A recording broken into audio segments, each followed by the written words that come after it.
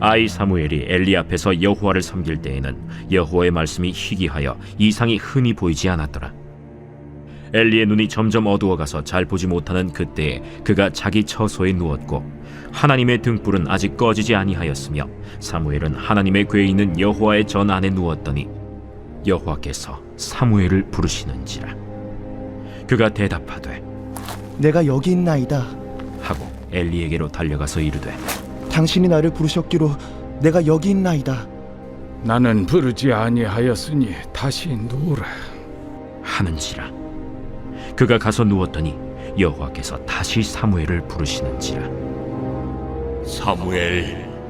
사무엘이 일어나 엘리에게로 가서 이르되 당신이 나를 부르셨기로 내가 여기 있나이다.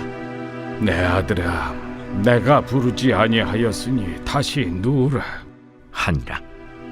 사무엘이 아직 여호와를 알지 못하고 여호와의 말씀도 아직 그에게 나타나지 아니한때라 여호와께서 세 번째 사무엘을 부르시는지라. 그가 일어나 엘리에게로 가서 이르되 당신이 나를 부르셨기로 내가 여기 있나이다.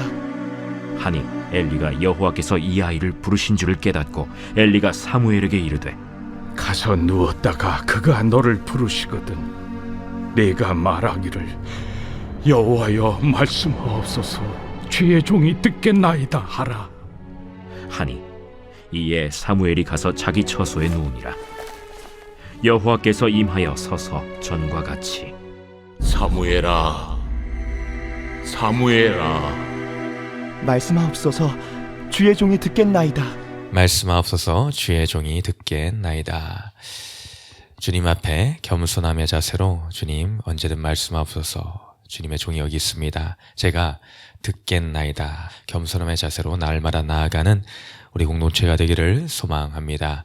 오늘도 하나님의 말씀을 살았고 운동력이 있어 우리의 모든 것들을 찔러 쪼개까지 하시는 그 능력이 오늘 우리의 중심을 꿰뚫는 놀라운 역사가 또한 일어나기를 소망합니다. 오늘 말씀에서 오늘도 우리는 엘리와 사무엘 이 두 인물 등장하는 이 두 인물을 통하여 대조적인 구도를 우리는 볼 수가 있습니다. 엘리를 통하여 비참해 보이는 현실과 암담한 그때 당시의 상황, 정황을 볼 수 있음과 동시에 그 가운데도 그러나 아직 소망과 희망이 남아 있음을 사무엘의 모습을 통해서 우리는 시대를 반영하고 있음을 알 수가 있다. 이 말씀을 통하여서 우리는 엘리의 자세를 또한 경계하며 사무엘과 같은 모습으로 나아가는 우리 저와 여러분 되시기를 주님의 이름으로 소망합니다. 오늘 말씀에서 오늘 시대상을 반영하는 표현들이 많이 나오고 있습니다. 3장 1절의 말씀의 시작이 아이 사무엘이 엘리 앞에서 여호와를 섬길 때에는 여호와의 말씀이 희귀하여 이상이 흔히 보이지 않았더라로 시작이 됩니다. 이때 당시에 대제사장이 바로 엘리입니다. 엘리의 모습과 더불어 그때의 상황을 여호와의 말씀이 희귀하다, 또한 이상이 흔히 보이지 않았다라고 표현합니다. 이때 여호와의 말씀이다라는 것은 구약 시대에 선지자들에게 주어지던 신적인 계시를 말합니다. 그때 당시는 아직 하나님의 말씀의 성경이 온전히 이루어지지 않은 시기로 하나님이 이상과 환상 가운데 자주 등장을 하시며 직접적으로 또한 대면하여 말씀하시며 하나님의 메시지를 선지자들을 통하여서 그 입술에 주어주던 그 시기였습니다. 그 말씀을 또한 백성들에게 나아가 온전히 전파하던 그 시기였죠. 그런데 그러한 말씀이 희귀하였다. 희귀하다라는 것은 그때 당시 영적인 상황이 타락과 부패 가운데 가득하였음을 알려주고 있다라는 것이죠. 그러므로 하나님의 이상과 환상이 흔히 보이지 않았다. 이미 많이 가리워져 있던 이때 당시 암흑상을 알려주고 있더라라는 것입니다. 이것뿐만이 아니죠. 등장하는 엘리를 통해서도 우리는 그때 상황이 대제사장마저도 이러하니 그 모든 영적인 상황을 대변하는 대제사장의 이런 표현을 통하여 그때 모든 백성들까지도 동일한 상황에 이르렀구나라는 것을 짐작할 수가 있습니다. 그 표현이 이전에 엘리의 눈이 점점 어두워가서 잘 보지 못하는 그때에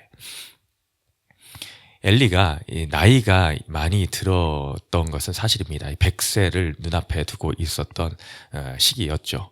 그러므로 나이가 먹으면서 점점 시력이 저하되고 모든 기능이 저하된다라는 것은 어찌 보면 자연스러울 수 있습니다. 그러나 하나님의 말씀 가운데에 여기 일부러 이런 것들을 등장시켜서 그 눈이 점점 어두워가서 잘 보이지 않는 그때에 라고 하면서 강조하는 듯한 표현을 우리는 발견할 수 있습니다. 그 눈이 어두워간다라는 것은 그의 단순한 육신의 눈을 말하는 것을 넘어 영적인 눈이 어두워져 간다. 그것도 점점 어두워져 간다라고 표현하고 있습니다. 이거를 통하여서 이때 당시에 모든 시대상이 이와 같구나. 하나님을 향해서 밝은 눈으로 바라보는 시대가 아닌 희미해져감을 지나 이제 어두워져가 이제 조금 있으면 완전히 보이지 아니할 정도로 그런 상태에 있구나라는 것을 발견하고 있죠.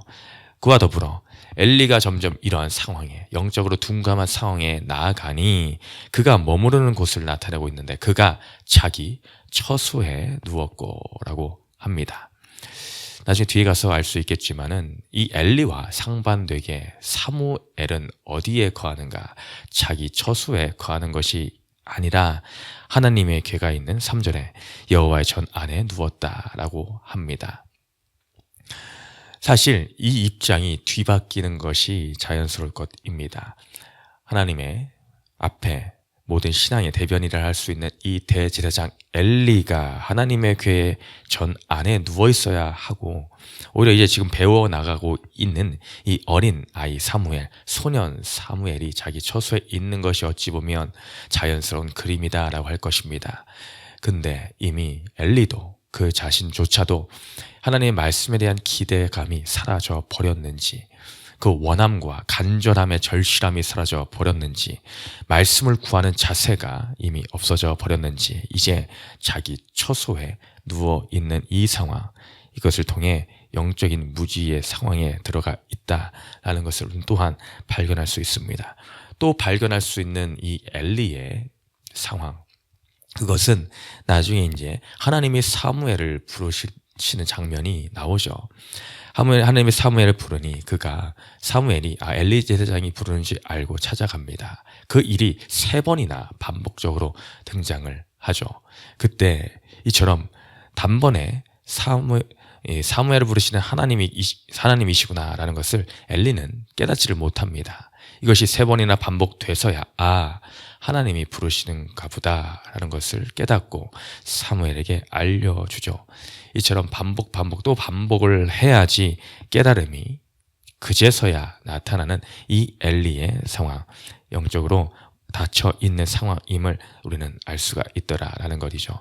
이 시대가 이 시대상을 대표적으로 말할 수 있는 이 엘리의 모습을 통하여 이처럼 소망이 없어 보이는 상태를 우리들에게 알려주고 있습니다. 우리는 이를 통하여서 나의 현재 삶이 이 엘리의 모습을 닮아 있지는 않는지를 우리는 먼저 살펴봐야 되겠습니다. 나에게는 하나님의 말씀이 어떻게 남아 있는가?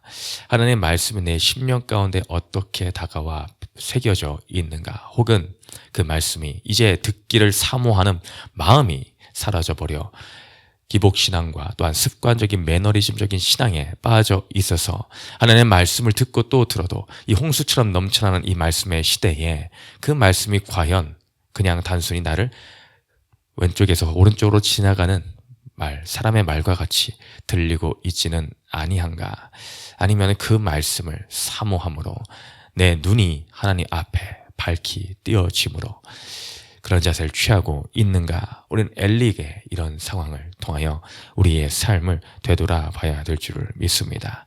그 반면에 우리는 사무엘의 모습을 또한 볼 수가 있다라는 것이죠. 사무엘은 앞서 3절의 말씀과 같이 엘리와 같은 자세가 아닌 하나님 앞에 하나님의 전 안에 누워있다라는 것을 우리는 발견할 수가 있게 됩니다. 이 모습은 정말 엘리가 했어야 될 일인데 오히려 사무엘이 그 말씀을 사모함의 자세로 그 궤에 있는 전 안에 누워서 있음을 볼 수가 있습니다. 그가 했던 일은 하나님의 등불이 꺼지나 안 꺼지나 이것을 살펴보았던 역할을 또한 하고 있었죠. 하나님의 성막 안에는 이 등잔대가 있었습니다.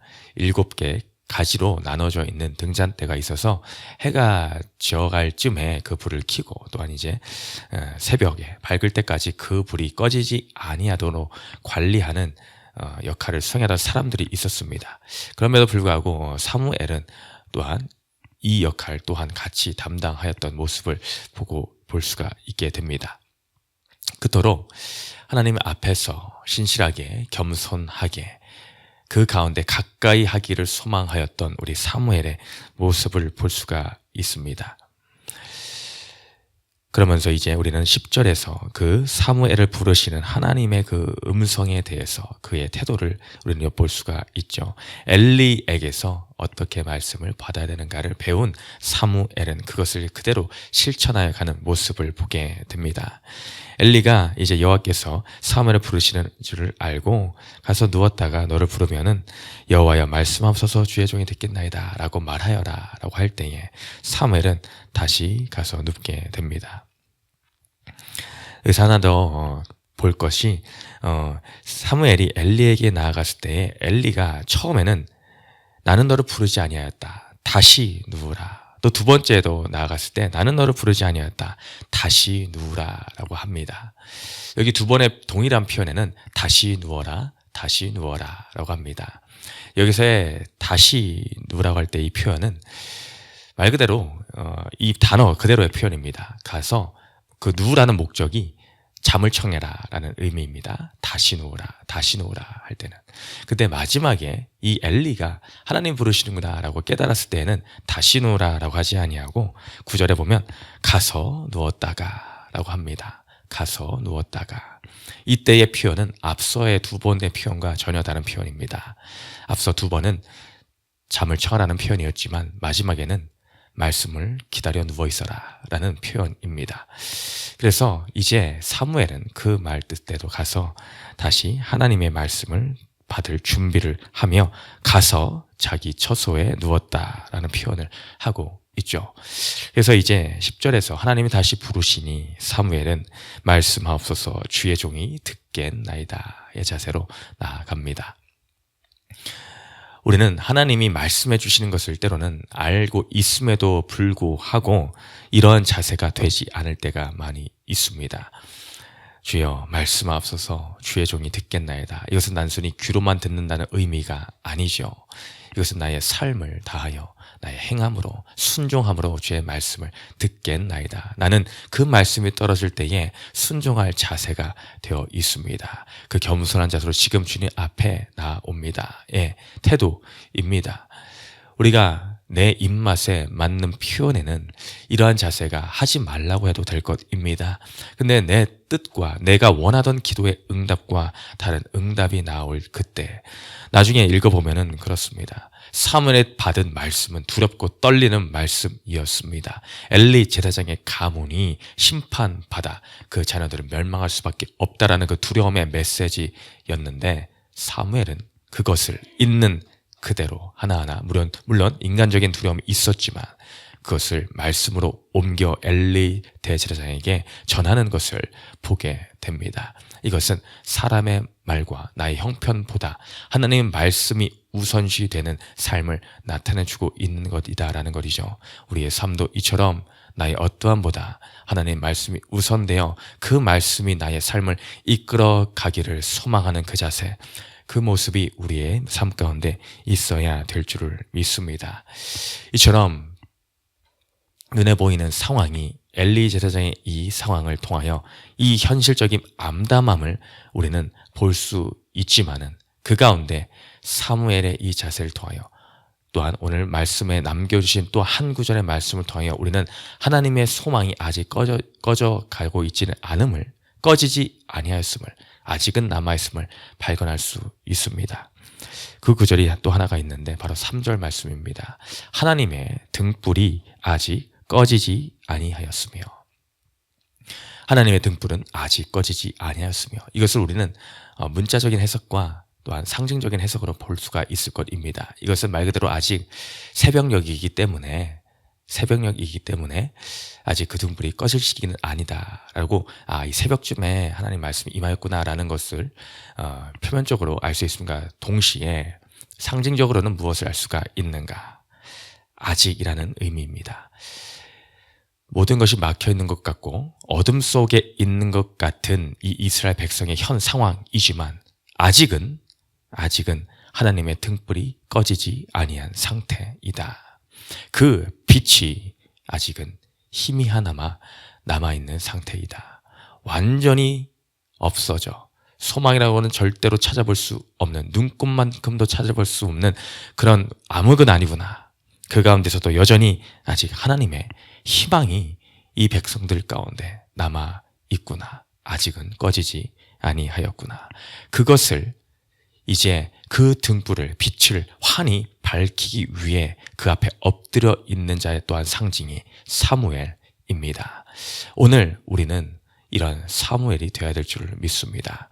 어둠과 같은 이 시대의 환경 가운데서도 마지막 희망이 되어서 하나님의 보루가 되어서 이 시대에 꺼져가는 불빛을 밝히 지펴갈 그 한 사람, 하나님이 찾으시는 그 한 사람의 사무엘이 저와 우리 성도님이 되어서 어둠의 시대 가운데에 주님의 소망을 담을 메시지를 증거할 그 사람, 하나님 말씀 앞에 무릎 꿇어 나아갈 그 한 사람이 저와 우리 성도님이 되기를 주님의 이름으로 축원드립니다.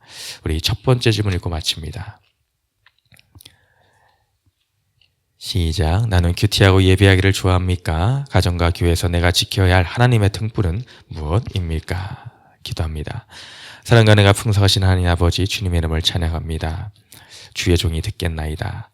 하나님의 말씀이 우리의 심령 가운데, 우리의 삶 가운데엔 희귀한 존재입니까? 아니면 늘 익숙하고 친숙한 나와 뗄래야 뗄 수 없는 호흡과 같은 존재입니까? 주님, 우리가 날마다 주님의 말씀을 사모함으로 이 마지막 시대에, 어둠의 시대에 주님의 소망, 그 하나의 등불, 꺼지지 않는 등불로서 그 등불을 밝히 비춰가는 사명을 감당해 나가기를 소망합니다. 주님, 내가, 우리 교회가, 또한 우리 가정이 그러한 사명을 감당하는 작은 사무엘이 또한 될 수 있도록 주님 인도하여 주시옵소서. 오늘의 삶이 빛의 사명을 감당하는 삶이 되기를 소망하며 예수님의 이름으로 기도드렸습니다. 아멘.